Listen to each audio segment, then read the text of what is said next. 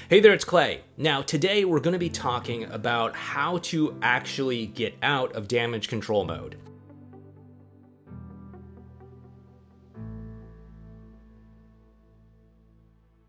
Damage control mode, once again, is the emotional state of panic, of scarcity, of lack, of feeling as if you have to act now, otherwise your window of opportunity is going to close, they're going to move on, they're going to meet other people, they're going to forget about you, or something like that. Most of us have been there when it comes to these breakups. That's definitely something that I went through back in, my past when I was going through breakups and things like that. That's definitely something that, countless people that I have coached have gone through when it comes to their own personal breakups and things like that.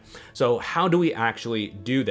Now, what we have talked about previously is, that you can't just do this by going no contact. No contact can be a good sort of structure for setting up some of these things, but don't think that time by itself is going to heal all wounds, as they say. It doesn't. I can talk to lots of people with post-traumatic stress disorder who have not had time heal their wounds for them. So what does it actually take to heal your wounds? What does it actually take to get out of damage control mode so that you can, stop the obsessive thoughts, you can stop ruminating about the breakup, you can stop walking on eggshells around your ex, you can stop, tossing and turning at night, losing sleep, wondering what they're doing, who they're with, what they're doing with that person, all that sort of stuff.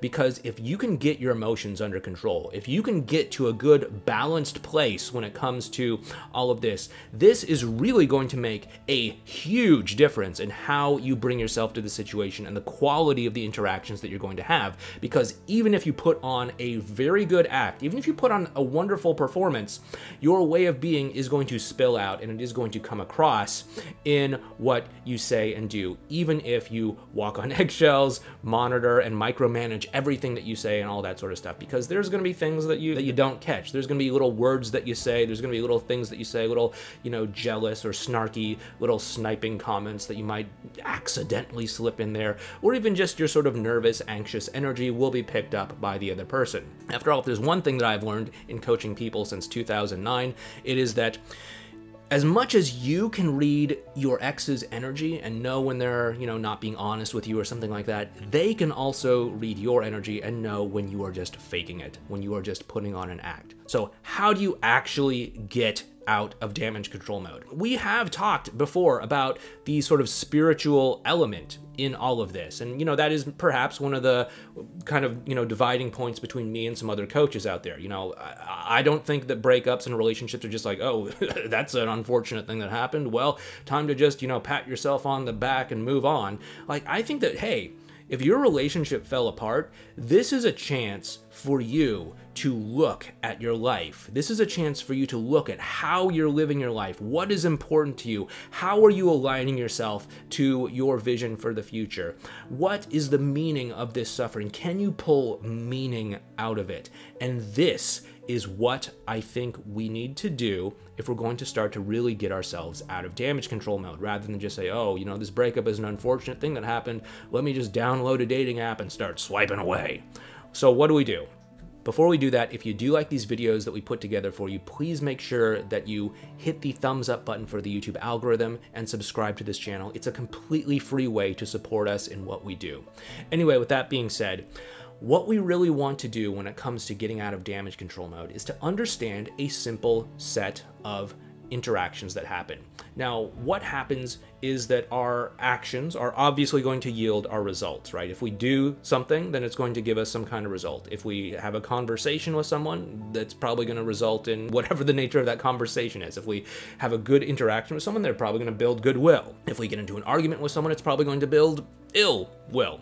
Not rocket surgery here, as they say. But what actually causes us to make certain actions? This is actually our feelings, our emotions. Even if you are a very logical, left-brained, rational person, or even if you're not so much, and you are more of an emotionally centered person, that's totally fine. But our emotions are what contributes to our actions. Even if we are very calculated, logical, left-brained, we still make our decisions from an emotional place and then sort of rationalize it later on. Well, yeah, I had no choice but to, stalk their Instagram because, it just made sense comments. I just needed to know if they had moved on or not. No, you wanted to see. You were feeling insecure, so you looked, and that's why you did it, right? Let's be honest with ourselves. Our emotions are what's causing us to make certain actions or not make certain actions, and of course, the actions that we make or don't make are going to influence the results that we get. Emotion. This is kind of the key when it comes to the whole damage control mode thing. So we're not just trying to contort and twist and sculpt and mold and force ourselves to act and behave in certain ways. What we're trying to do is we're trying to look at the emotion behind it. So what causes us to feel certain emotions? Now, this is where things get a little bit tricky because we are humans and we are having a human experience. There is going to be a natural emotional response that you have as the result of living life. You know, going through a breakup, you are going to feel natural human emotions like, wow, I feel sad that this relationship that I was in ended. That's totally fine. But what we don't want to do is we don't want to agitate it and make things worse. How does this happen? This happens by what comes before emotions. And what comes before emotions are our thoughts. So we have certain thoughts, those cause us to feel certain feelings. Those feelings cause us to act in certain ways or not act in certain ways. And those actions then cause us to get results or not get results. Basically, if we're to run through this, we have a thought that says, hey, I haven't heard from my ex in a while. I wonder, maybe did they meet someone else? That causes us to feel insecure, afraid, anxious, whatever. That causes us to pick up our phone and to check their Instagram, even though we're supposedly in no contact, right? And, you know, that causes us to be like, hey, who is that person that they're with? Why does that person have their arm around them? What does it mean when they left that cryptic emoji on this, you know, post or whatever, right? And that causes us to, you know, spiral because now we're starting to create this feedback loop of have certain thoughts, have certain emotions, take actions, get the result. The result isn't what you want, so you start thinking more thoughts that cause you to feel more fear, more anxiety, that cause you to check their Facebook or Instagram or whatever more often, that causes you to maybe reach out to them and say, hey, are you dating someone else or whatever? And then suddenly we end up in this vicious circle of spiraling. Okay, is this something that you can relate to?